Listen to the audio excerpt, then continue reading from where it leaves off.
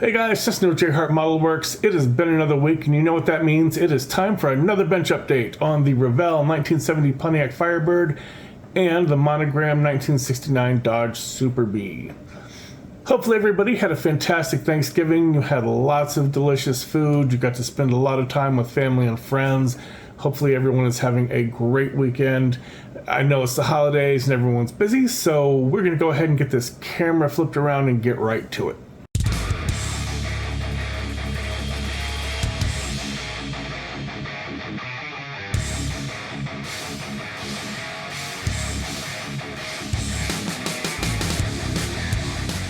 Alright guys, as usual, we are going to start with the Firebird, and the update on the Firebird is that the Firebird is completely finished.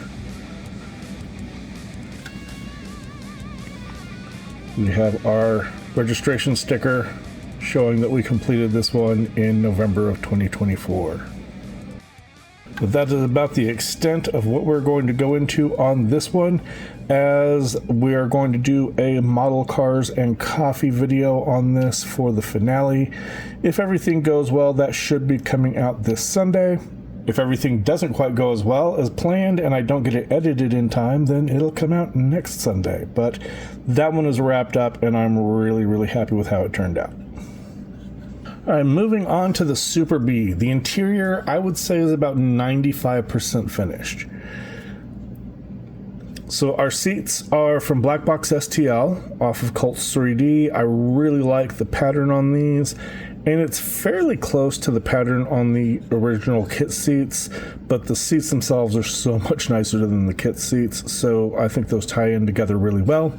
I did a custom mix on this green, so this is Mr. Hobbies, I forget the number, but it's their GX gloss green mixed with about 10 drops of their GX2 black for every 1 milliliter of the green, and that gave us a nice kind of a forest hunter green color here. And then the gray in here is all Tamiya German gray. We went with the hunter green flocking for the parcel shelf as well as the carpeting, and that all came out really well. I mentioned in the last video these armrests and how I didn't really like the kit's armrests. They're really shallow. They're actually about as wide as the silver trim on the ones that I have in here. So my window cranks, which are right there, kind of stuck out past what they would have stuck out.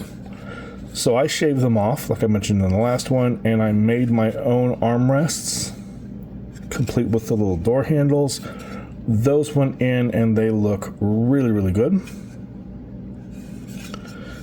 If these are not on my Colts 3D store yet, they will be going up soon. I think there may be a couple. I may want to redo this back end slightly because my understanding is for some of the cars don't have the long front end.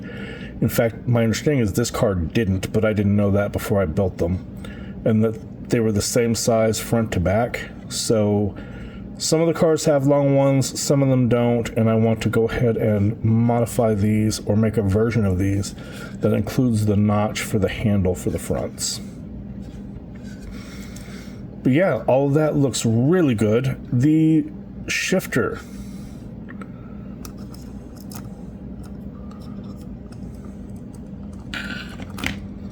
So this is the original kit shifter, which honestly, trying to cut it off the sprue, there's a huge attachment point, but not right at the top, it's on the side.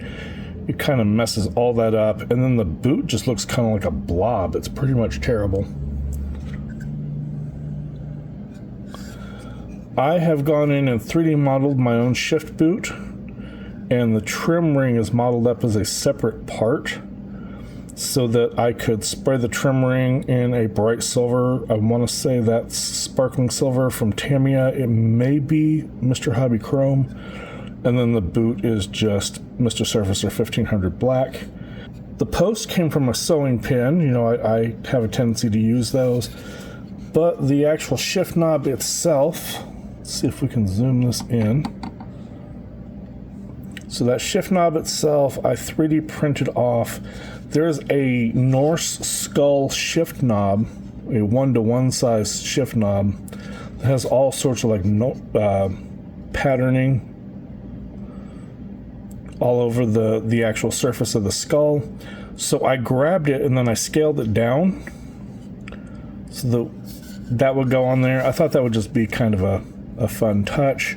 And then painted that all up in Mr. Hobbies.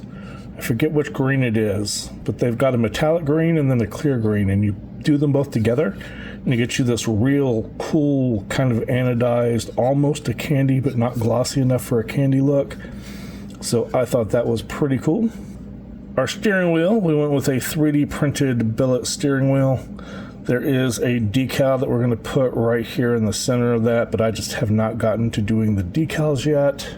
So next up we have our steering column, which their steering column actually does include the turn signal stock. However, the turn signal stock that came with it was kind of terrible. The stock itself had really bad mold seams on them, and it was deformed slightly on the back end. And then the knob itself, the back half of the knob wasn't even formed. It's like maybe there was a bubble or something, but most of the knob was missing.